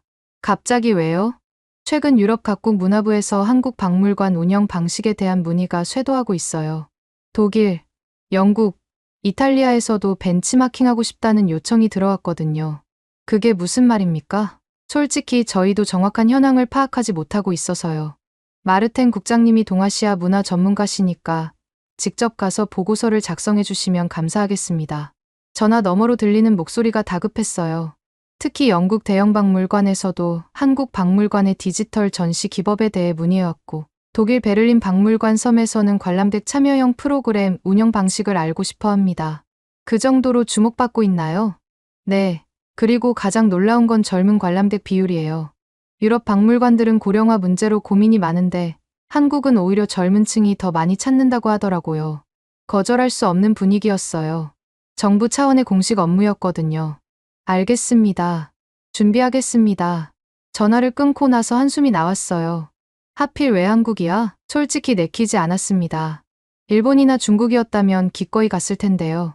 며칠 후 앙투안이 제 사무실로 찾아왔어요. 국장님, 한국 출장 같이 가도 될까요? 왜, 자네도 관심 있나? 네, 제 여동생이 파리 대학에서 한국학을 전공하고 있거든요. 요즘 한국 문화에 푹 빠져 있어서 저도 궁금해졌어요. 앙투안이 흥미로운 이야기를 들려줬어요. 여동생 말로는 소르본 대학 한국학과 지원자가 3년 전에 비해 5배나 늘었다고 해요. 정말? 네. 그리고 파리 시내 한국문화원에서 하는 전통문화 체험 프로그램도 항상 대기자 명단이 가득하다고 하더라고요. 한복 체험, 서예 체험, 전통 음식 만들기 같은 프로그램들이 특히 인기래요. 저는 여전히 이해할 수 없었어요. 그런데 왜 갑자기 그렇게 관심이 늘어난 거지? 여동생이 말하길 한국 문화가 가진 독특한 매력 때문이래요. 전통과 현대가 자연스럽게 어우러져 있다고. 전통과 현대의 어우러짐이라. 저는 회의적이었어요. 그건 일본도 마찬가지 아닌가? 아니래요. 일본은 전통은 전통대로, 현대는 현대대로 구분이 명확한데 한국은 그 경계가 자연스럽게 스며들어 있다고 하더라고요. 앙투안이 노트북을 켰어요. 여동생이 보내준 자료가 있는데 보실래요? 화면에는 서울거리 풍경이 나왔어요. 한옥과 고층 빌딩이 나란히 서 있는 모습, 전통 복장을 입은 사람들이 지하철을 타는 장면. 신기하긴 하네. 그리고 이거 보세요. 한국 전통 음식을 현대적으로 해석한 레스토랑들이에요. 화면에는 정갈하게 플레이팅된 한식들이 나왔어요. 전통 요리지만 프레젠테이션이 완전히 현대적이었죠. 미슐랭 가이드에서도 한국 음식점들이 계속 별을 받고 있다고 해요. 서울에만 미슐랭 스타 레스토랑이 수십 개라고 하더라고요. 저는 조금씩 흥미가 생기기 시작했어요. 그런데 박물관은 어떤가? 여동생이 작년에 서울에 교환학생으로 다녀왔는데 국립중앙박물관이 정말 인상적이었다고 하더라고요. 뭐가 인상적이었는데? 전시 방식이 완전히 다르대요. 유물을 그냥 진열만 하는 게 아니라 스토리텔링을 통해 관람객이 몰입할 수 있게 만들었다고 앙투안이 더 자세히 설명했어요. 예를 들어 고려청자 전시를 할 때도 단순히 도자기만 보여주는 게 아니라 그 시대 사람들의 생활상, 청자가 만들어지는 과정, 현대에 미치는 영향까지 연결해서 보여준다고 해요. 흥미롭긴 하네. 그리고 박물관 건물 자체도 정말 아름답다고 하더라고요. 한국 전통 건축의 미를 현대적으로 해석했다면서 감탄했어요. 특히 야경이 장관이래요. 건물 전체가 은은하게 빛나면서 마치 거대한 보석상자 같다고 하더라고요. 앙투안이 사진을 보여줬어요. 정말 아름다운 야경이었어요. 현대적이면서도 어딘가 고풍스러운 느낌이 들었죠. 그리고 박물관 주변 용산공원도 정말 잘 조성되어 있다고 해요. 박물관과 자연이 하나가 된 느낌이라고 하더라고요. 저는 점점 궁금해지기 시작했어요. 물론 여전히 회의적이긴 했지만요. 여동생이 가장 인상 깊었다고 한 건 뭔가요? 박물관 직원들의 전문성이래요. 도슨트들이 단순히 설명만 하는 게 아니라 관람객과 소통하면서 개인별 맞춤 해설을 해준다고 하더라고요. 그리고 다국어 서비스도 정말 잘 되어 있대요. 프랑스어 안내도 완벽하다고 놀라워했어요. 저는 솔직히 의외였어요. 한국에서 프랑스어 서비스가 그렇게 잘 되어 있나? 네. 여동생이 프랑스어로 질문했는데 직원이 유창하게 대답해줘서 깜짝 놀랐다고 해요. 그래, 자네도 같이 가자. 젊은 시각으로 보는 것도 필요할 것 같아. 정말요? 감사합니다. 출장 준비를 하면서 저는 한국에 대한 기본 정보를 찾아보기 시작했어요. 인구 5천만 명, 반도 국가, 분단 국가, 역시 복잡한 역사를 가진 나라구나. 한국 전쟁, 일제강점기, 급속한 경제 발전. 자료를 읽어보니 생각보다 파란만장한 역사를 가진 나라였어요. 6.25 전쟁으로 모든 게 파괴된 나라가 불과 70년 만에 이렇게 발전했다고? 경제 성장 속도도 놀라웠지만 문화적 성취도 인상적이었어요. 올림픽, 월드컵 개최, 그리고 이제는 문화 콘텐츠까지. 이런 역사를 겪고도 문화적으로 이렇게 주목받을 수 있나? 오히려 더 궁금해졌어요. 앙투아는 한국어 기초 회화까지 배우고 있더라고요. 안녕하세요. 감사합니다. 이 정도는 알고 가야죠. 자네 참 열심이구나. 여동생이 한국 사람들이 정말 친절하다고 했거든요. 한국어로 인사하면 더 좋아한다고 하더라고요. 그리고 한국 사람들은 자기 문화를 정말 자랑스러워한다고 해요. 외국인이 한국 문화에 관심 보이면 진심으로 기뻐한다고 하더라고요. 저는 여전히 반신반의했어요. 글쎄, 가보면 알겠지. 출발 전날 밤, 저는 제 일본 찻잔으로 차를 마시며 생각에 잠겼어요. 과연 한국에서 뭘 발견할 수 있을까? 정말 우리가 놓치고 있는 게 있는 걸까? 마음 한편으로는 기대도 있었지만 여전히 회의적이었어요. 아마 케이팝 열풍 때문에 일시적으로 주목받는 거겠지. 근본적인 문화적 가치는 여전히 일본이나 중국이 위일 거야. 하지만 곧 제가 얼마나 큰 착각을 하고 있었는지 깨닫게 될 줄은 몰랐습니다. 인천공항에 발을 디딘 순간 저는 첫 번째 놀라움을 경험했습니다. 공항이 정말 깨끗하고 현대적이었어요. 와, 이게 한국 공항이야? 샤를드골 공항이 초라해 보일 지경이었습니다. 천장이 높고 넓은 공간, 곳곳에 설치된 디지털 안내판들, 그리고 무엇보다 놀라운 청결함. 파리 공항보다 훨씬 깨끗하네. 앙투안도 연신 감탄하고 있었어요. 입국 심사도 빨랐고 직원들의 영어도 유창했습니다. 어서 오세요. 한국에 오신 것을 환영합니다. 공항 직원이 프랑스어로 인사하는 걸 듣고 앙투안이 깜짝 놀랐어요. 국장님, 저 직원이 프랑스어를 하네요. 정말 신기하네. 수화물을 찾는 것도 순식간이었어요. 파리에서는 항상 30분 이상 기다려야 하는데 여기서는 10분도 안 걸렸습니다. 시스템이 정말 효율적이네. 공항 곳곳에는 한국 전통 문화를 소개하는 전시물들이 있었어요. 한복을 입은 마네킹, 전통 악기 연주 영상, 한국 음식 소개 코너까지. 공항 자체가 하나의 문화 체험 공간이구나. 그런데 가장 놀라운 건 사람들의 친절함이었어요. 길을 물어보니 모르는 사람이 직접 안내해 주려고 했습니다. 저기로 가시면 됩니다. 같이 가실래요? 저는 당황했어요. 파리에서는 상상할 수 없는 일이었거든요. 호텔로 향하는 공항철도에서 또 한 번 놀랐습니다. 전철이 정말 깨끗하고 조용했어요. 좌석도 편안하고 승객들도 질서정연했죠. 파리 지하철과는 차원이 다르네. 무엇보다 놀라운 건 속도였어요. 시속 100km가 넘는 속도로 달리는데도 전혀 흔들리지 않았습니다. 이게 정말 전철이야? 앙투안이 창밖을 바라보며 말했어요. 국장님, 저기 보세요. 한강이래요. 창밖으로 보이는 한강의 풍경이 정말 아름다웠어요. 강 양쪽으로 늘어선 고층 빌딩들, 그리고 강을 가로지르는 여러 개의 다리들. 생각보다 도시 규모가 크네. 신라 호텔에 도착해서는 더욱 놀랐습니다. 체크인 과정이 정말 빨랐어요. 여권만 보여주시면 됩니다. 바로 처리해드리겠습니다. 직원이 유창한 영어로 말했습니다. 그런데 제가 프랑스에서 왔다고 하니까 프랑스어로 바뀌더라고요. 서울에 처음 오셨나요? 관광 명소를 안내해드릴까요? 저는 정말 깜짝 놀랐어요. 한국 사람이 프랑스어를 이렇게 잘해? 객실에 들어가서는 또 다른 충격을 받았습니다. 방이 정말 깨끗하고 현대적이었어요. 무엇보다 놀라운 건 인터넷 속도였습니다. 앙투안, 이거 봐. 인터넷이 엄청 빨라. 파리에서는 영상 하나 보는데도 시간이 걸렸는데 여기서는 순식간에 로딩됐어요. 와, 이건 정말 놀랍네요. TV도 초고화질이었고 채널도 정말 많았어요. 프랑스 뉴스 채널까지 선명하게 나왔습니다. 기술 수준이 이 정도였나? 저는 솔직히 한국을 과소평가했었어요. 아직 개발도상국 정도로 생각했거든요. 하지만 지금까지 본 것만으로도 그런 생각이 완전히 바뀌었습니다. 신라 호텔 컨시어지에게 저녁 식사 장소를 물어봤어요. 한국 전통 음식을 제대로 맛보고 싶은데 어디로 가면 좋을까요? 미슐랭 가이드는 어떠세요? 저희 신라 호텔 23층에 라연이라는 레스토랑이 있습니다. 미슐랭 레스토랑이 호텔 안에 있다고요? 네, 미슐랭 2스타를 받은 한식당입니다. 전 세계적으로도 인정받은 곳이에요. 저는 정말 놀랐어요. 한국에 미슐랭 2스타 한식당이 있다니. 예약 가능한가요? 지금 확인해 보겠습니다. 다행히 예약이 가능했어요. 신라 호텔 23층 라연에 올라가니 정말 놀라운 풍경이 펼쳐졌습니다. 서울 시내가 한눈에 보이는 탁 트인 전망이었어요. 와, 이 풍경 봐요. 한강과 남산타워, 그리고 끝없이 펼쳐진 서울의 야경. 파리의 야경 못지않게 아름다웠습니다. 하지만 진짜 놀라움은 음식이었어요. 한국 전통 요리를 현대적으로 해석한 코스입니다. 셰프가 직접 설명해 주더라고요. 첫 번째 요리가 나왔는데 정말 예술품 같았어요. 이게 한국 음식이야? 플레이팅이 프랑스 파인 다이닝 못지않게 정교했습니다. 붉은 숭어를 바삭하게 구워서 전통 양념으로 맛을 낸 요리입니다. 한 입 맛보는 순간 충격이었어요. 전통적인 한국의 맛이 느껴지면서도 완전히 세련된 맛이었습니다. 이런 맛은 처음이네. 앙투안도 감탄하고 있었어요.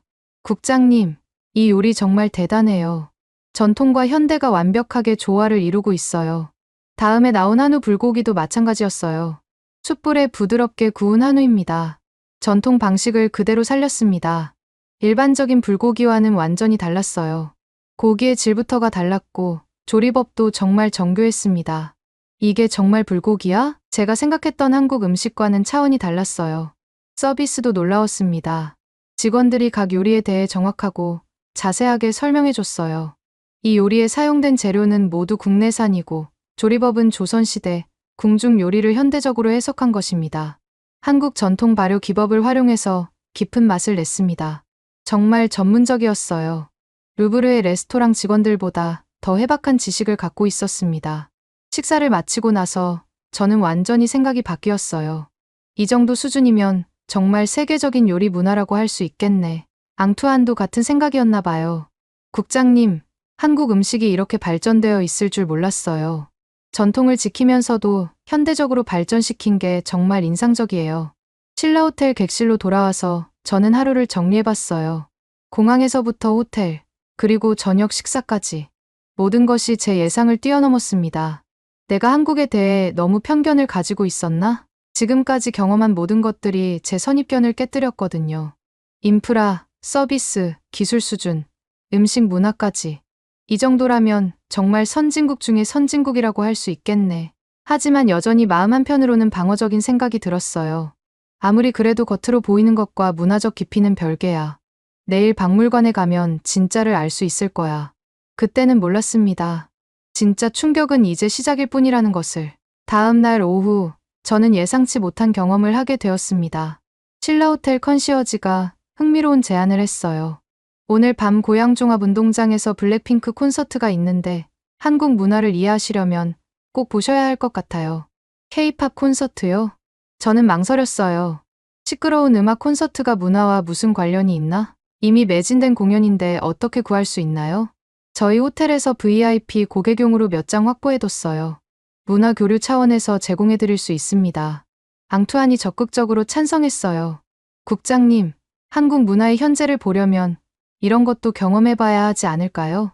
여동생이 블랙핑크를 정말 좋아하거든요. 전 세계적으로 인기가 엄청나다고 하더라고요. 표값이 얼마나 하는데 매진이 되나요? 컨시어지가 설명해줬어요.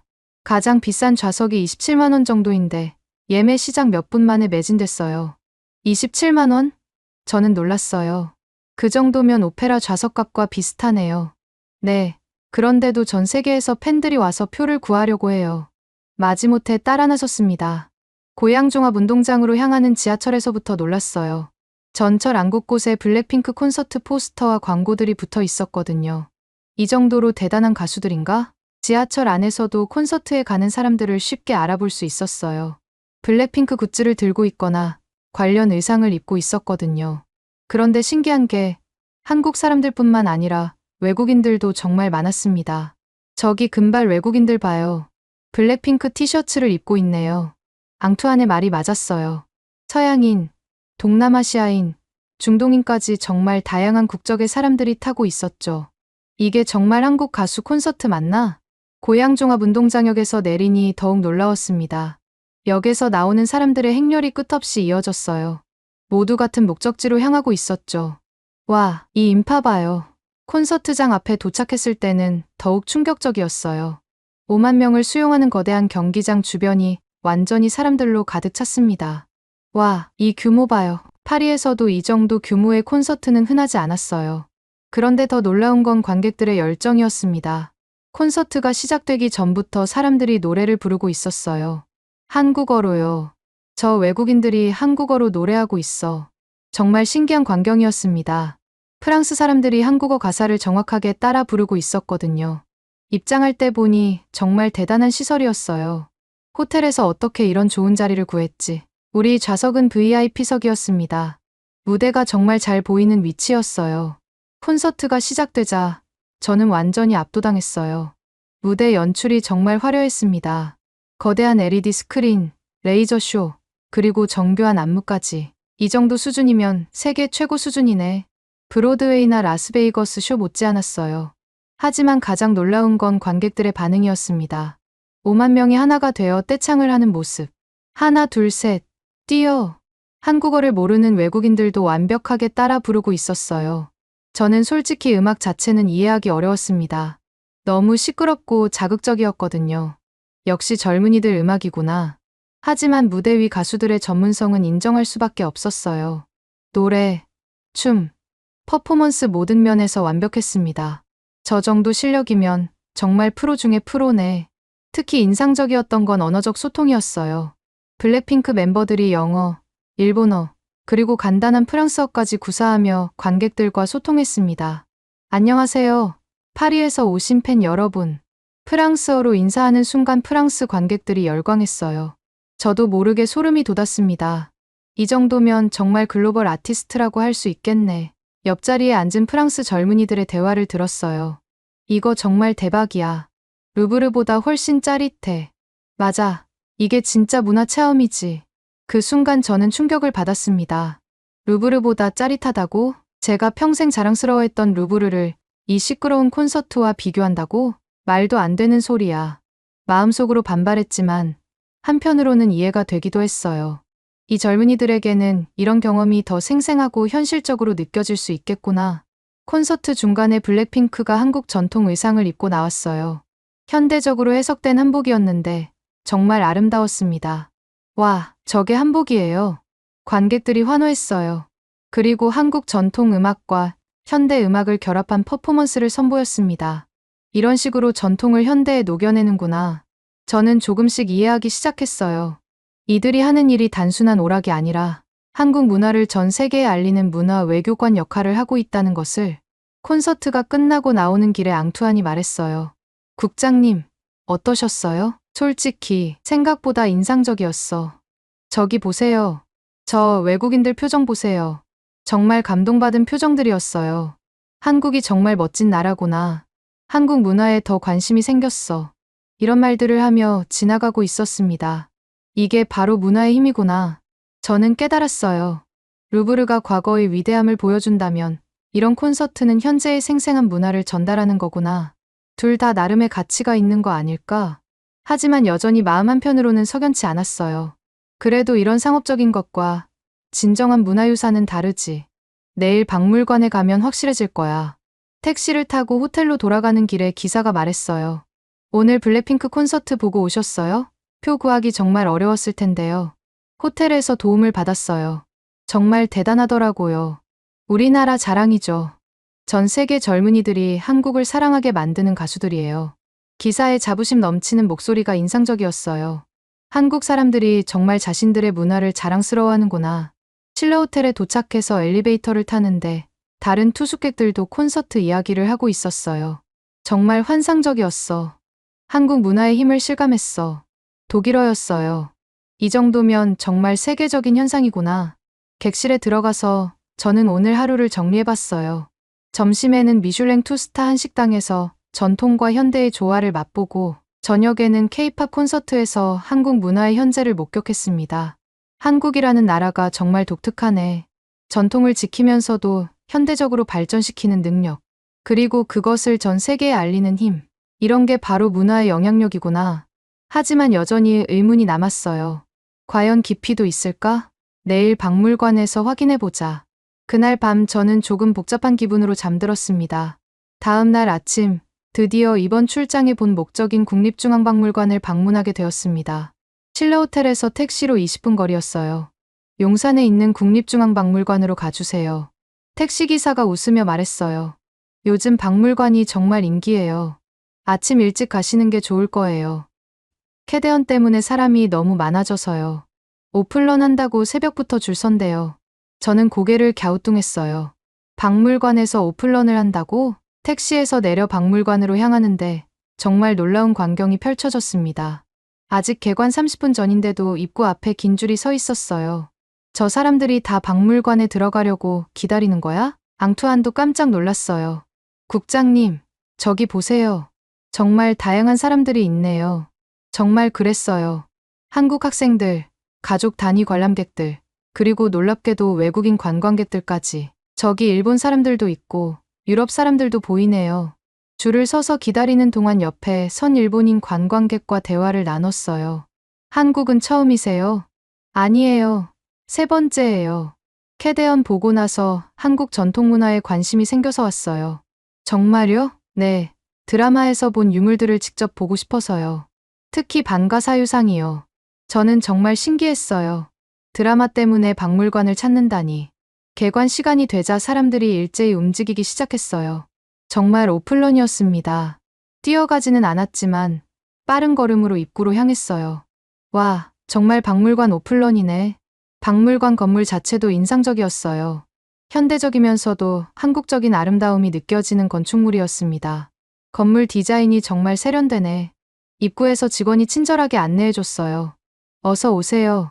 오늘은 관람객이 많아서 조금 복잡할 수 있어요. 괜찮습니다.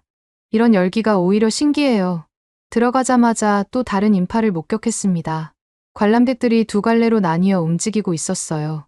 한쪽은 전시관으로, 다른 한쪽은 저기는 어디로 가는 거죠? 뮤츠샵이라고 하는 굿즈 매장이에요. 정말 놀라웠어요. 박물관 굿즈를 사려고 별도의 줄을 서는 사람들이 있다니. 굿즈를 사려고 줄을 서요? 네, 요즘 정말 인기가 많아서요. 특히 호랑이 까치 키링은 몇 달 대기해야 해요. 저는 먼저 전시관을 둘러보기로 했어요. 본격적인 관람이 시작되자 첫 번째 충격을 받았습니다. 전시 방식이 완전히 달랐어요. 단순히 유물을 진열해 놓은 게 아니라 스토리텔링을 통해 관람객이 몰입할 수 있게 만들어 놓았습니다. 고구려실에 오신 것을 환영합니다. 디지털 안내판에서 나오는 음성이 마치 그 시대로 시간여행을 하는 느낌을 줬어요. 이런 전시 방식은 처음 보네. 루브르에서도 오디오 가이드는 있지만 이렇게 체계적이고 몰입감 있게 만든 건 본 적이 없었어요. 청자실에서는 더욱 놀랐습니다. 고려 청자를 단순히 보여주는 게 아니라 청자가 만들어지는 과정, 그 시대의 생활상, 현재에 미치는 영향까지 연결해서 보여줬습니다. 이 청자는 12세기에 만들어진 것으로 도슨트의 설명이 정말 전문적이면서도 이해하기 쉬웠어요. 그런데 더 놀라운 건 관람객들의 반응이었습니다. 젊은 사람들도 진지하게 설명을 듣고 있었어요. 캐대언에서 본 그 청자 맞네. 와, 실제로 보니까 더 아름다워. 이런 대화들이 여기저기서 들렸습니다. 앙투안이 저에게 속삭였어요. 국장님, 저 젊은이들 표정 보세요. 정말 진지하게 감상하고 있어요. 정말 그랬어요. 단순한 호기심이 아니라 진짜 관심을 갖고 보고 있었습니다.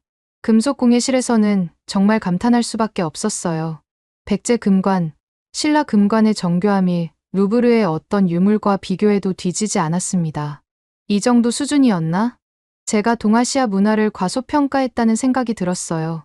그런데 가장 놀라운 광경은 뮤츠샵에서 벌어지고 있었습니다. 전시 관람을 마치고 굿즈샵에 가보니 정말 인산인해였어요. 30분 넘게 둘러보고 있는데 사고 싶은 게 너무 많아요. 30대 여성이 친구와 대화하고 있었어요. 호랑이 까치 안전 키링 여러 개 사야겠어. 미국 친구들 선물로 60대 어머니가 딸과 함께 와서 대량으로 구매하고 있었습니다. 딸이 미국에 있는데 최근에 친구들이 한국 전통 굿즈에 관심이 많다고 해서요. 더 놀라운 건 외국인 관광객들이었어요. 일본에서도 국립중앙박물관 굿즈가 인기가 많아요. 일본에서 온 관광객이 제품 품질이 정평이 나서 선물용으로 여러 개씩 사간다고 하더라고요. 이 정도 인기면 정말 대단한 거네. 그런데 한 가지 아쉬운 점도 있었어요. 신사임당 굿즈 찾으러 왔는데 품절 50대 여성이 실망하고 있었어요. 한 달에 한 번씩 친구들과 와서 구경하는데 요즘은 인기 상품들이 금방 품절. 직원에게 물어보니 정말 놀라운 사실을 알게 됐어요. 호랑이 까치 키링은 지금 주문해도 10월에나 받을 수 있어요. 10월에요? 네, 그것도 예약이 거의 마감 단계예요. 이 정도면 정말 상상을 초월하는 인기였어요. 파리의 어떤 박물관 굿즈도 이 정도 인기는 없었거든요. 뮤츠샵을 나오면서 저는 복잡한 심정이었어요. 한편으로는 이런 인기가 놀라웠지만 다른 한편으로는 우려도 됐습니다. 박물관이 너무 상업적으로 변하는 건 아닌가? 앙투안이 제 생각을 읽었나 봐요. 국장님, 하지만 이런 인기 덕분에 더 많은 사람들이 전통 문화에 관심을 갖게 되는 거 아닐까요? 그럴 수도 있지만 저는 여전히 석연치 않았어요. 진정한 문화 감상과는 거리가 있는 것 같아. 하지만 오늘 본 것만으로도 한 가지는 확실했습니다. 한국의 전통 문화가 생각보다 훨씬 깊이 있고 아름답다는 것. 그리고 그것을 현대적으로 해석해서 대중에게 전달하는 능력이 정말 뛰어나다는 것. 내일은 사유의 방을 꼭 가봐야겠어. 그곳에서 진정한 한국 문화의 깊이를 확인할 수 있을 거라고 생각했습니다. 다음 날 아침, 저는 국립중앙박물관의 사유의 방을 찾아갔습니다. 오늘은 조용한 시간에 진짜 한국 문화의 깊이를 확인해보자. 그런 마음으로 개관 시간에 맞춰 박물관에 도착했어요. 하지만 어제와 마찬가지로 입구 앞에는 이미 사람들이 줄을 서 있었습니다. 오늘도 이렇게 많네. 사유의 방으로 향하는 길에 어제 만났던 도슨트를 다시 만났어요. 어제 오셨던 프랑스 분이시네요. 오늘은 사유의 방을 보러 오셨나요? 네, 한국 문화의 정신적 깊이를 경험해보고 싶어서요. 좋은 선택이세요. 하지만 요즘 사유의 방도 관람객이 많아서 조금 복잡할 수 있어요. 도슨트의 말이 무슨 뜻인지 곧 알게 되었습니다. 사유의 방에 들어서자 정말 놀라운 광경이 펼쳐졌어요. 명상을 위해 고요하게 설계된 공간인데 생각보다 많은 사람들이 있었습니다. 반가 사유상 앞에는 중국인 관광객들이 몰려 있었어요. 중국어로 감탄하는 것 같았어요.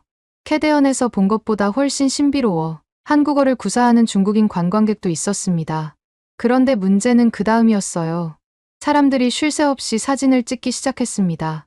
셀카를 찍는 사람, 반가 사유상과 함께 인증샷을 찍는 사람들. 찰칵, 찰칵, 셔터 소리가 끊이지 않았어요. 중국인 관광객들이 서로 더 좋은 포즈를 잡으려고 자리를 옮겨가며 사진을 찍고 있었습니다. 목소리도 점점 커지고 있었어요. 저는 점점 불편해졌습니다. 이게 사유의 방이야? 원래 이 공간은 조용히 명상하며 반가 사유상의 깊이를 느끼는 곳이었는데 지금은 완전히 다른 분위기였어요. 여기서 어떻게 사색을 하라는 거야? 앙투안도 당황스러워했어요. 국장님, 생각보다 시끄럽네요. 그때 옆에서 한국인 중년 남성이 딸과 대화하는 모습이 보였어요. 한국어라 내용은 알아들을 수 없었지만 표정을 보니 뭔가 아쉬워하는 것 같았습니다. 아마 예전에 조용했던 박물관을 그리워하는 것 같았어요. 저는 그 모습을 보며 깊이 공감했어요. 맞아, 저분도 똑같은 생각을 하고 있는 것 같아. 저는 도슨트에게 물어봤어요. 원래 사유의 방이 이렇게 복잡했나요? 아니에요. 예전에는 정말 고요한 공간이었죠. 사람들이 조용히 앉아서 반가 사유상을 바라보며 명상하는 곳이었어요. 그런데 캐대언 방영 이후로 관람객이 급격히 늘면서 본질이 변해버린 거군요. 저는 한숨을 쉬었어요. 역시 제 예상이 맞았습니다. 상업주의가 문화의 본질을 훼손하고 있었어요. 그런데 그때 젊은 한국인 도슨트가 다가왔어요. 혹시 불편하시겠지만 제가 반가 사유상에 대해 설명해 드릴까요? 네, 듣고 싶습니다. 이 반가 사유상은 6세기에서 7세기에 만들어진 것으로 추정됩니다. 도슨트가 차분한 목소리로 설명을 시작했어요. 신기하게도 도슨트의 설명이 시작되자 주변 관람객들도 조용해지기 시작했습니다. 중국인 관광객들도 사진 찍는 것을 멈추고 귀를 기울였어요. 반가 사유상의 자세를 보세요. 한쪽 다리를 내려뜨리고 다른 쪽 다리 위에 발목을 올린 자세죠. 이 자세는 깊은 사색을 의미합니다. 세상의 고통을 어떻게 구원할지 고민하는 자세예요. 저는 점점 몰입되기 시작했어요. 특히 이 손의 자세를 보세요. 턱에 살짝 댄 이 손가락들. 이것은 단순한 장식이 아니라 깊은 철학적 의미가 담겨 있습니다. 도슨트의 설명을 들으며 반가 사유상을 다시 보니 완전히 다르게 느껴졌어요. 단순한 불상이 아니라 인간의 근본적인 고민을 담고 있는 철학적 작품이었습니다. 이 미소를 보세요. 신비로우면서도 자비로운 미소죠. 1500년 전 작가가 이 미소에 어떤 마음을 담았을까요? 정말 신기했어요.